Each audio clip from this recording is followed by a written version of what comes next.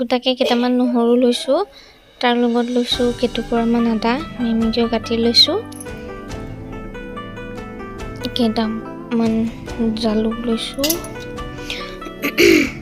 যিহেতু মোৰ ওচৰত কেঁচা জলকীয়া বৰ্তমান নাই, সেইকাৰণে ভোট জলকীয়া এডোখৰ আৰু গোটেইখিনি মই এতিয়া মিক্সাৰত মিহিকৈ পিচি ল'ম। আদা নহৰু জালুক আৰু জলকীয়া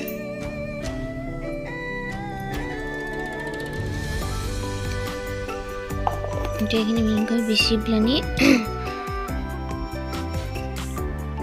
গোটাকে পিঁয়াজ কেইটামান কাটি লৈছোঁ, তাৰপৰা লগত ল'লোঁ আলু এটা আৰু লোকেল চিকেন। এতিয়া কেৰাহীখন বহাই লৈ তাত তেল দি দিছোঁ, লগতে তেজপাত কেইটামান, তাৰপিছত তাৰ লগতে দি দিম মই এটা শুকান জলকীয়া টুকুৰা কৰি।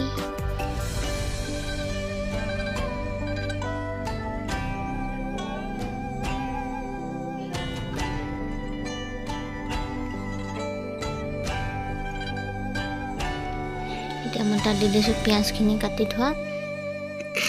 মাংসত পিঁয়াজখিনি অলপ ডাঙৰ ডাঙৰকৈ কটা হ'লে খাবলৈ সোৱাদ বেছি হয়।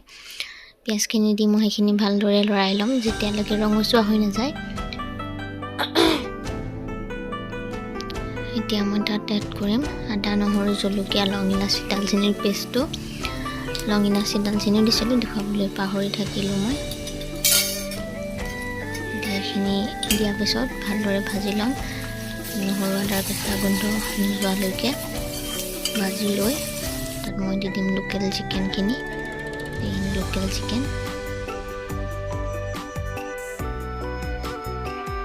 এতিয়া সেইখিনিও ভালদৰে ভাজি ল'ম অলপ টাইম।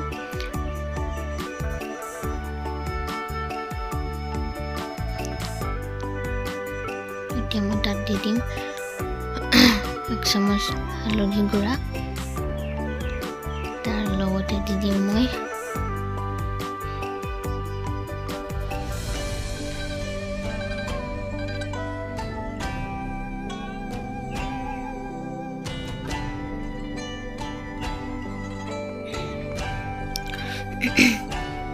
এতিয়া মই তাত এড কৰিম যিহেতু মই জিৰা গুড়ি ধনিয়া গুড়ি সেইখিনি একেলগে মিক্স কৰি থওঁ, মই বেলেগ বেলেগ কৰি নথওঁ, সেইকাৰণে একেলগে দি দিছোঁ। জিৰা গুড়ি ধনিয়া গুড়ি 1 চামুচ,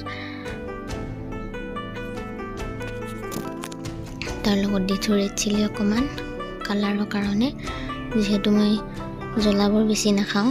তাৰ লগতে দিছোঁ মিট মছলা 1 চামুচ। এইখিনি মছলা দি মই ভালদৰে ভাজি ল'ম। সকলোৱে লোকেল চিকেন বনাব জানে, তেওঁ মই অলপ বেলেগ এটা ষ্টাইলত বনাব বিচাৰিছোঁ, সেইকাৰণে ভাবিলোঁ ভিডিঅ'টো আপোনালোকৰ লগত শ্বেয়াৰ কৰোঁ। খাবলৈ কিন্তু বিৰাট টেষ্টি হৈছিল। অলপ টাইম মছলাখিনিৰ লগত মাংসখিনি ভাজি থাকিম। তাৰপিছত যেতিয়ালৈ মাংসখিনি অলপ সিজি যায় তেতিয়া মই এটা গোটা বিলাহী মিক্সি গ্ৰাইণ্ডাৰত পিচি মিহি কৰি লৈছিলোঁ, সেইখিনি দি দিছোঁ। মোৰ মেইন ইনগ্ৰিডিয়েণ্টছটো আছিল এইটোৱে, বিলাহীখিনি মই গোটাকৈ কাটি দিয়া নাই, মিহিকৈ পিচি লৈছোঁ আৰু দি দিলোঁ। তাৰপৰা অলপ টাইম ভাজি ল'ম যেতিয়ালৈকে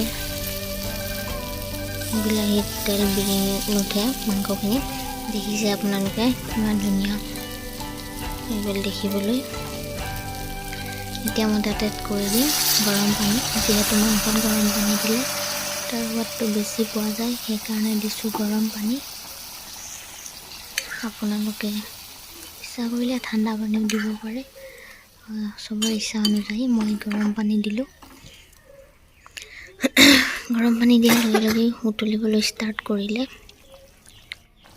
এতিয়া দেখিছেই মোৰ আধা আধি মাংস সিজিলেই, আলু সিজিলে, দেখিব পাইছে কালাৰটো কিমান ধুনীয়া হৈছে। লাষ্টত মই অকণমান গৰম মছলা দি দিম আৰু ঢাকনখন মাৰি লৈ ধুনীয়াকৈ এয়া মোৰ মাংস খাব পৰা হৈ গ'ল। লগতে মই লাষ্টত দি দিছোঁ অকণমান ধনিয়া পাত মিহিকৈ কাটি। মাংসখিনি খাবলৈ কিন্তু বিৰাট টেষ্টি হৈছিলে। আপোনালোকে বিলাহীখিনি এনেকৈ পিচি পিনে দিবলৈ চেষ্টা কৰিব, খাই চাব এদিন, ট্ৰাই কৰি চাব মন কৰি। মোৰ কিন্তু খাবলৈ বিৰাট টেষ্টি হৈছিলে।